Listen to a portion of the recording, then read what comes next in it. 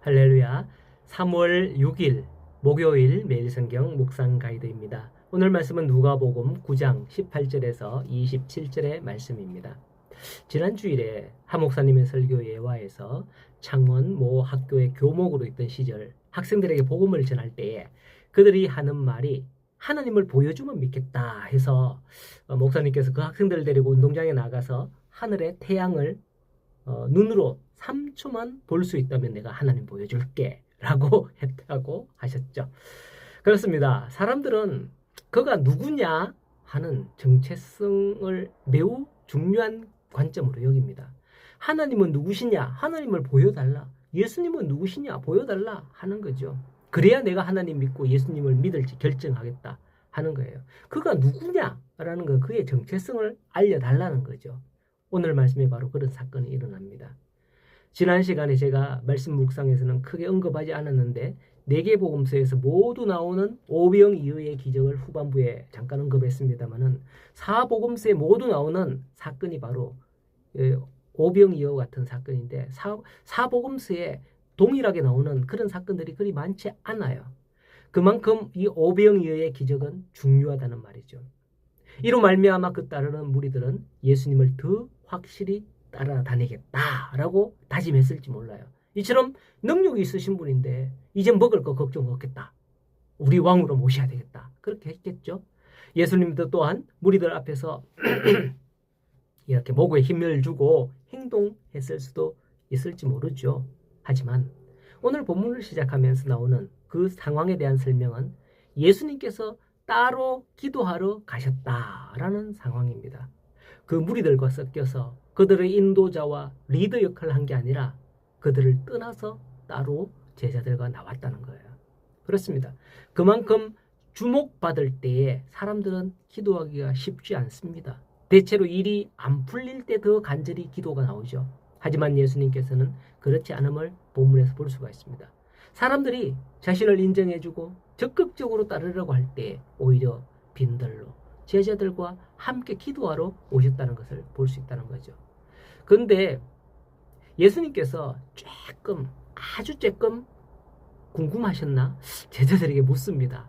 얘야, 무리들이 나를 누구라 하느냐? 라고요. 몰라요. 글쎄, 왜 그랬을까요? 정체성에 대해서 알고 싶었을까요? 그때 사람들은 이렇게 대답했다고 합니다. 세례 요한, 엘리야 또는 옛 선지자 중에 한 사람이 살아났다고 한다고 합니다. 라고 그렇게 전해줍니다. 만일 여러분들에게 야, 너 장동건 닮았다. 야, 너 연예인 누구누구 닮았다. 정말 예쁘네. 이렇게 한다면 어떨까요? 정말? 하면서 내심 좋아할 거예요. 모르긴 몰라도. 그러면서 뭐라고 하는지 압니까? 에이, 걔가 나를 닮은 거지 하면서 우쭐한 마음이 들 수도 있어요. 그렇습니다. 따르던 무리들은 예수님의 정체성을 알고 싶어 했으나 저마다 자기가 바라는 대상으로 예수님을 생각했다는 게 여실히 드러나죠. 어떤 사람은 세례요한, 어떤 사람은 엘리야, 어떤 사람은 옛 선지자 중에 하나. 이렇게 하니까 자기가 드러내고자 하는, 자기가 바라는, 따르는, 생각한 그 사람으로 생각했다는 것이 여실히 드러난다는 거예요. 그렇게 따르던 무리들이 왜 예수님을 나중에 십자가에 못 박으라 소리 지르게 됩니까? 그것은 자기들이 예수님을 따른 이유나 정체성이 자기들이 생각한 것이 아니기 때문이죠. 유대인 무리들이 몰려다닌 것은 그가 우리 민족을, 우리나라를 로마 압제로부터 구원할 메시아가 아닌가? 이렇게 생각해서였거든요. 그런데 메시아가 저렇게 로마에 잡혀 있으니 아이구나. 십자가에 못 박아라. 이렇게 했던 거 아니겠습니까? 오늘날 우리는 예수님을 어떻게 보고 따를까요? 예수님을 누구라고, 어떤 정체성을 가지고 따를까요? 예수님은 제자들에게 묻습니다. 그러면 너희는 나를 누구라 하느냐? 할 때에 그 성격 급하고 덜렁대는 베드로가 가장 먼저 대답을 합니다. 예, 하나님의 그리스도시니이다. 마태복음에는 베드로가 대답하는 게 주는 그리스도시요 살아계신 하나님의 아들이십니다. 라고 대답을 하죠. 이게 바로 예수님이 누구신지 정체성이십니다. 요한과 같은 엘리야 같은 그런 분이 아니라 예수님은 예수님입니다. 예수님은 예수님. 어떤 같은 누구 같은 야 너 돼지같이 생겼다. 아니 그건 욕하는 게 아니고 돼지가 아니란 말이죠. 같은. 네, 그렇습니다. 바로 하나님의 아들, 우리의 구원자 되시는 분이죠. 예수님.